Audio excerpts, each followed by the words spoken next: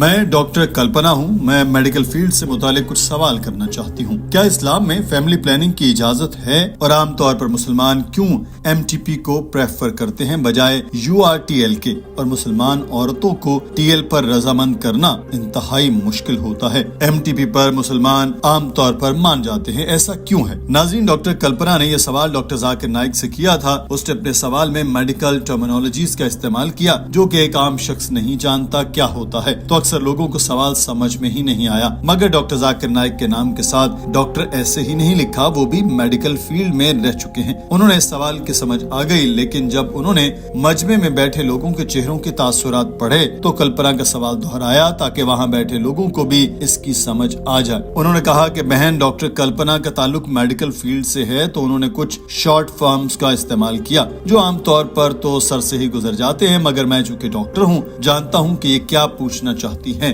انہوں نے اسلام میں فیملی پلاننگ کا سوال کیا اور یہ بھی پوچھا کہ مسلمانوں کو MTP پر راضی کرنا آسان ہوتا ہے, جس کو میڈیکل ٹرم میں میڈیکل ٹرمینیشن آف پریگننسی کہا جاتا ہے, تو TL پر رضامند کرنا بہت مشکل ہے, جس کو ٹیوبر لائگیشن کہتے ہیں. اس کا مطلب ہے فیملی پلاننگ کا مستقل طریقہ. آپ پہلے کلپنا کا سوال سنیے ناظرین, پھر آپ کو ڈاکٹر ذاکر نائک کا جواب بھی بڑی تفصیل کے ساتھ سناتے ہیں. I'm Dr. Kalpana. I wanted to ask few questions regarding medical field. Basically, is family planning allowed in Islam? And why generally people prefer MTP, that is medical termination of pregnancy, rather than your TL? And it's very difficult to convince them. For a TL, it's very easy for them to do a MTP. Doctor صاحب نے بتایا کہ جہاں تک family planning کا تعلق ہے تو ایک بہت ہی وسیع موضوع ہے. عام طور پر لوگ فیملی پلاننگ اس لیے کرتے ہیں کیونکہ وہ لوگ بچے پیدا نہیں کرنا چاہتے. جہاں تک فیملی پلاننگ کے مستقل طریقہ کار کا تعلق ہے تو چاہے یہ TL کاویٹیسکوٹومی یا کوئی بھی اور طریقہ جو ابھی موجود ہے یا کبھی بھی سائنس نکالے گی, وہ ہر طرح سے 100% حرام ہے.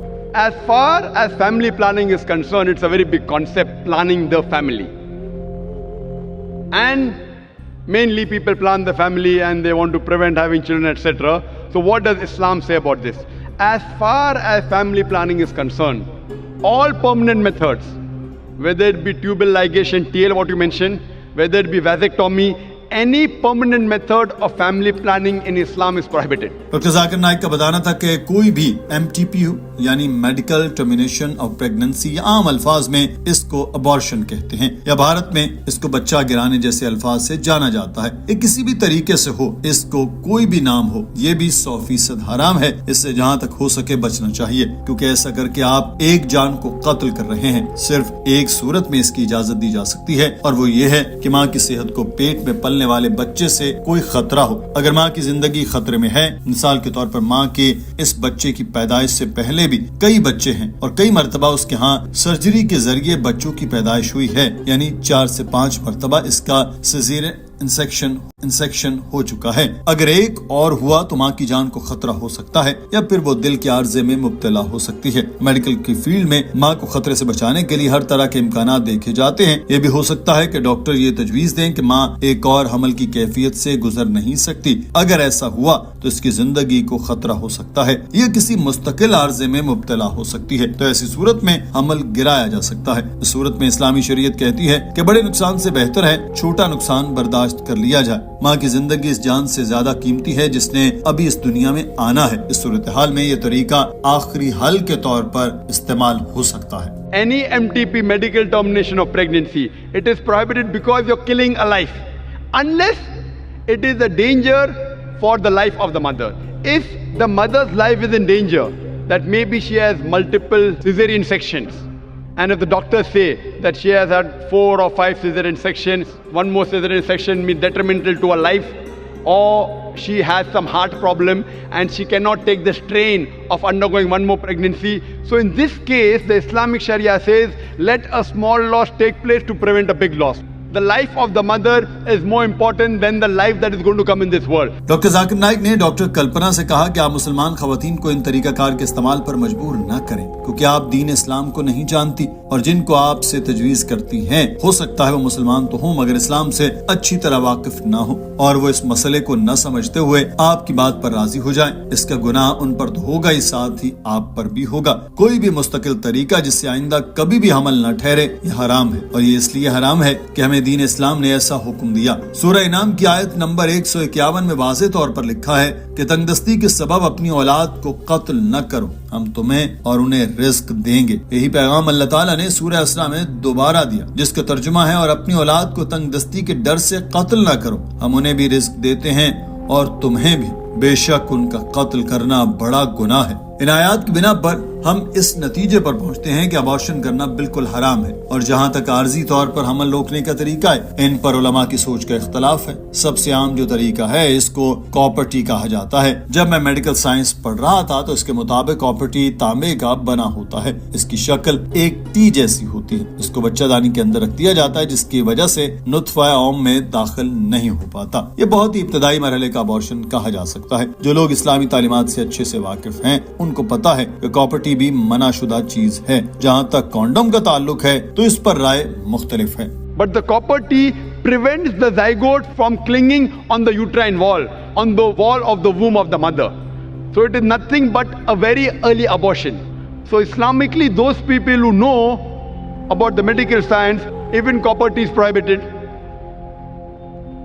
As far as there may be difference in the other temporary method, whether it be condom, whether it be other method, doctor Zakir Naik ने इस मसले को एक और तरीके से समझाना चाहा और बताया कि आप सल्लल्लाहु अलैहि वसल्लम के पास एक शख्स आया और कहने लगा कि मौज करने का आदी था, यानी कि क्लाइमेक्स से पहले ही हरकत बंद कर देता था। इससे मादा बीवी के अंदर नहीं जाता था बल्कि बाहर निकल जाता था, और आप सल्लल्लाहु अलैहि वसल्लम खामोश थे। जो लोग इस चीज को करते हैं, यानी हम बिस्तरी के दौरान मादा को बीवी के अंदर नहीं जाने देते, वो कहते हैं कि इस्लाम में इसकी इजाजत है, क्योंकि आप सल्लल्लाहु अलैहि वसल्लम ने इस पर कुछ नहीं कहा। जो इसके खिलाफ हैं वो भी ऐसा ही जवाब पेश करते। कोई जवाब नहीं दिया तो इसका मतलब है वो इससे इख्तलाफ करते थे। इसी खामोशी को लेकर दो मुख्तलिफ किस्म की राय बनाई गई हैं। डॉक्टर साहब ने कहा कि मैं इस सवाल पर वापस आता हूँ कि एक शख्स फैमिली प्लानिंग करना क्यों चाहता है। जब किसी को सर दर्द होता है तो इसको डिस्पिन देते हैं। ये इलाज सर दर्द को खत्म नहीं करता बल्कि इंसान को नसों को सुन कर देता है, जिससे इंसान दर्द महसूस नहीं करता। ये दर्द का इलाज नहीं बल्कि आर्जी तरीका है। इलाज का असल तरीका ये है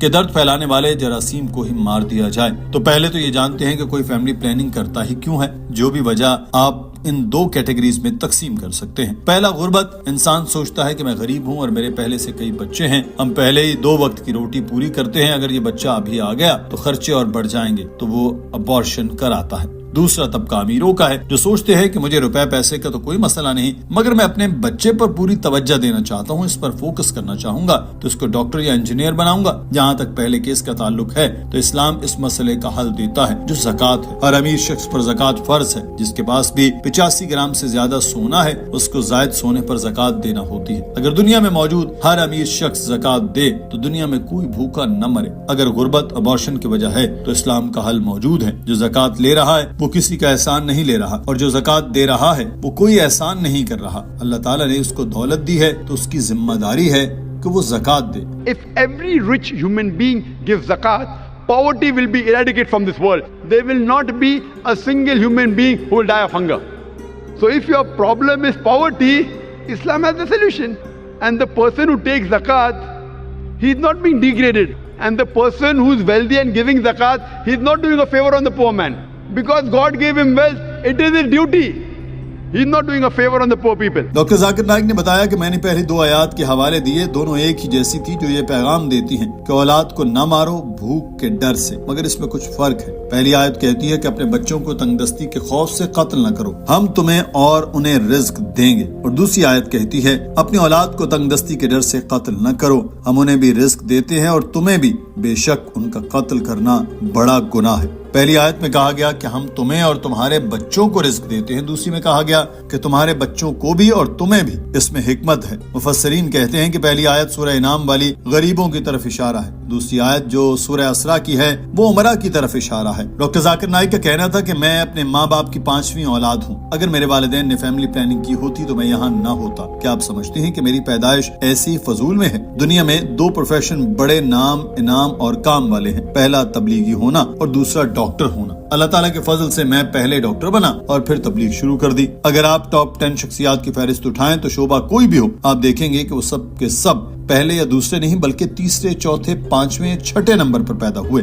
अल्लाह ताला ने एक कुदरती प्रोसेस दे रखा है। माएं अपने बच्चों को दूध नहीं पिलाती, वो सोचती हैं कि उनका फिगर खराब हो जाएगा, मगर आज की मेडिकल साइंस हमें बताती है कि किसी भी बच्चे के लिए उसकी माँ का दूध सबसे बेहतरीन ग़िज़ा है। और जो माएं अपने बच्चों को अपना दूध पिलाती हैं उनमें कैंसर का खतरा इंतहाई हद तक कम हो जाता है। और जहाँ तक आबादी की बात है तो हम अक्सर भारत में सुनते हैं कि हम 2 हमारे 2, फिर कहा जाता है कि 1 के बाद अभी नहीं, 2 के बाद कभी नहीं। ये भारतीय हुकूमत है जो सोचती है कि ज्यादा आबादी हो गई तो हम कैसे संभालेंगे। मगर आप अमेरिका में चले जाएं तो वहाँ बच्चे की टी-शर्ट पर लिखा होता है कि मैं अपने माँ बाप का टैक्स बचा रहा हूँ। कनाडा और ऑस्ट्रेलिया में